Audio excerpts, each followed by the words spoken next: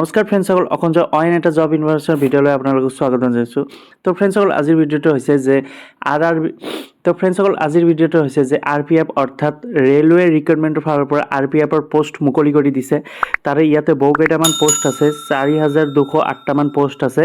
তাৰে ইয়াতে মেল কেণ্ডিডেট আৰু ফিমেল কেণ্ডিডেট আবেদন কৰিব পাৰিব। মেল কেণ্ডিডেট আছে 3577টা আৰু ফিমেল কেণ্ডিডেট আছে 631টা পোষ্ট ইয়াতে ভাগ কৰি দিয়া হৈছে। আৰু এইটো এপ্লাই অনলাইনৰ জৰিয়তে কৰিব লাগিব। এইটো হৈছে RPFৰ জব হয়, এইটো minister of railway government of India, তো চেণ্ট্ৰেলৰ জব হয়। তো ফ্ৰেণ্ডসকল, ইয়াতে দৰমহা দিয়া আছে 21700 পৰা দৰমহা আৰম্ভ হ'ব। আৰু ইয়াতে নম্বৰ পোষ্ট 4208টামান পোষ্ট, তাৰে মেল কেণ্ডিডেট 3577 আৰু ফিমেল 631টামান পোষ্ট দিয়া আছে। তো ফ্ৰেণ্ডসকল, ইয়াতে হেল্পলাইন নম্বৰ দিছে কেণ্ডিডেটৰ কাৰণে। তো ইয়াতে নাম্বাৰটো 9592001188 এই নম্বৰ কল কৰি আপোনালোকৰ কিবা অসুবিধা হ'লে ডিটেইলছ ল'ব পাৰে। বিচাৰিছে যে ইণ্ডিয়াৰ চিটিজেনশ্বিপ হ'ব লাগিব। আৰু ইয়াতে বয়সটো বিচাৰিছে 18 পৰা 28 বছৰ বয়স হ'ব লাগিব। আৰু এজ ৰিলেক্সন ইয়াতে পাব যিসকলৰ SC ST কাষ্ট চাৰ্টিফিকেট আছে 5 ইয়াৰ্ছ, OBC আছে 3 ইয়াৰ্ছ। আৰু ইয়াতে মেডিকেল ফিটনেছটো থাকিব লাগিব। আৰু এই পোষ্টটো আবেদন কৰাৰ বাবে 10 পাছ হ'লেও আবেদন কৰিব পাৰিব। তো ফ্ৰেণ্ডসকল, ইয়াতে এপ্লাই ফিজ কিমান টকা ল'ব ইয়াতে দি দিছে। SCৰ কাৰণে 250 টকা পে' কৰিব লাগিব, STৰ কাৰণে 250, ফিমেল কাৰণে 250, এক্স ছাৰ্ভিচমেনৰ কাৰণে 250, মাইনৰিটিৰ কাৰণে 250, ইকনমিকেলি বেকৱাৰ্ড ক্লাছৰ কাৰণে 250 আৰু আদাৰ্ছ যিটো OBC জেনেৰেল বুলি কোৱা হয় সিহঁতৰ কাৰণে 500 টকা পে' কৰিব লাগিব। এইটো হৈছে আবেদন চাৰ্জ ল'ব।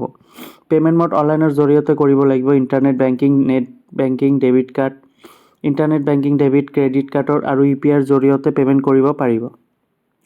তো ফ্ৰেণ্ডসকল, ইয়াতে এক্সাম কেনেদৰে হ'ব? প্ৰথমটো হৈছে কম্পিউটাৰ বেছড টেষ্ট এক্সাম হ'ব, অৰ্থাৎ CBT অনলাইনৰ জৰিয়তে এক্সাম, যিটো কম্পিউটাৰত আপোনালোকৰ এক্সাম হ'ব। তাৰপিছত হ'ব ফিজিকেল ইফিচিয়েঞ্চি টেষ্ট, অৰ্থাৎ দৌৰা-দৌৰিৰ এক্সাম হ'ব, যিটো 1600 মিটাৰ বুলি কোৱা হয়। 1600 মিটাৰ যে পাছ কৰিব লাগিব। তাৰপিছত ডকুমেণ্ট ভেৰিফিকেশ্যন হ'ব।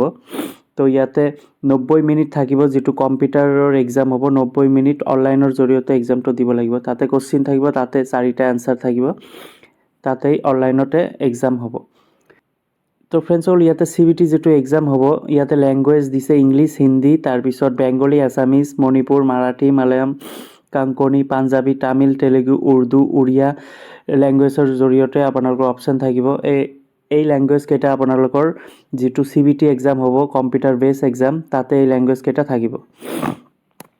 তো ফ্ৰেণ্ডসকল, এইটো আছিল RPF অৰ্থাৎ ৰেলৱে ৰিক্ৰুইটমেণ্টৰ ফালৰ পৰা RPFৰ পোষ্ট হয়, কনষ্টেবল পোষ্ট হয়, যিটো পুলিচ বুলি ক'ব পাৰি আমি।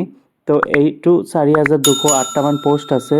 তো মেল ফিমেল সকলোৱে আবেদন কৰিব পাৰিব, মেল কেণ্ডিডেট, ফিমেল কেণ্ডিডেট। তো এইটো লাষ্ট ডেট হৈছে মাৰ্চ 14 তাৰিখৰ ভিতৰত আবেদন কৰিব লাগিব।